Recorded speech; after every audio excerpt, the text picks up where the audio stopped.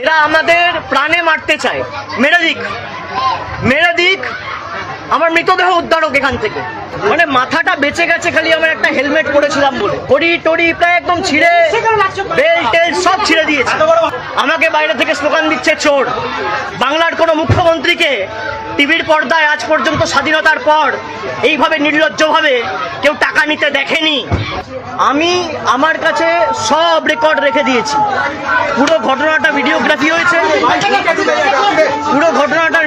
হয়েছে, হোয়াটসঅ্যাপের মাধ্যমে জেলা পুলিশ সুপার, আইসি সবাইকে আগে থেকে অ্যালার্ট করা হয়েছে যে এখানে কিছু বহিরাগত লোকেরা জমায়েত করেছে, আপনারা ফোর্স পাঠান, ব্যবস্থা নিন।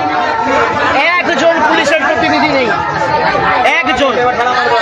আমরা ভয় পাওয়ার লোক নই। সিপিএম এর 34 বছরের অপশাসনের কাছে তৃণমূলের কর্মীরা মাথা নত করেনি।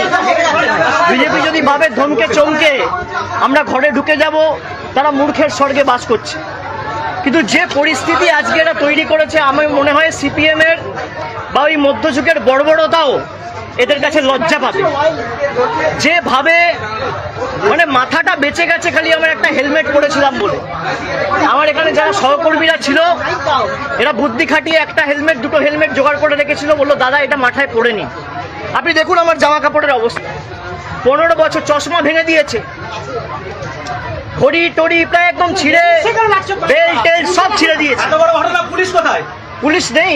আমি সংবাদ মাধ্যমের প্রতিনিধিদের বলবো যে এই প্রশ্নগুলোই আপনাদের তোলা উচিত। আমি এখন যেভাবে এসছি আমি একইভাবে বেরিয়ে যেতে পারি, কিন্তু আমি হয়তো বেরিয়ে গেলাম, এই যে সঞ্জুর বৃদ্ধ বাবা মা, তার উপর তো চড়াও হবে এই ছেলেগুলো, এই বখাটে ছেলেগুলো যাদের পেটে ঘুষি মারলে কখ বেরোবে না। আমাকে বাইরে থেকে স্লোগান দিচ্ছে চোর। আর বাংলার বর্তমান মুখ্যমন্ত্রীকে নির্লজ্জ দোকান কাটার মতো হাত বার করে টিভির পর্দায় 5 লক্ষ টাকা ঘুষ নিতে দেখা গেছে। বাংলার কোনো মুখ্যমন্ত্রীকে টিভির পর্দায় আজ পর্যন্ত স্বাধীনতার পর এইভাবে নির্লজ্জভাবে কেউ টাকা নিতে দেখেনি। একমাত্র এই বিজেপির মুখ্যমন্ত্রী বর্তমানে, যিনি চুরি করে মুখ্যমন্ত্রী হয়েছে, যার মাথার উপর ইডি সিবিআই কেস ঘুরছে।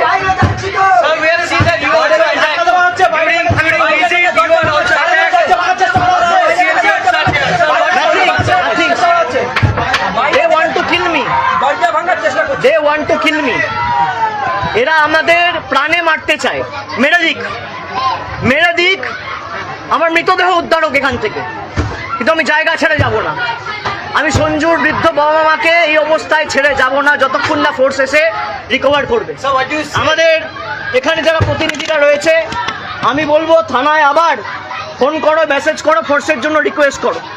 যদি না পাঠায় হোয়াটসঅ্যাপ পাঠিয়ে এটা অন রেকর্ড থাকুক। পুরো ঘটনার ভিডিওগ্রাফি রয়েছে। আমি হাইকোর্টের দৃষ্টি আকর্ষণ করছি, আমি রাজ্যপালের দৃষ্টি আকর্ষণ করছি। কি বাংলার পরিস্থিতি এখানে।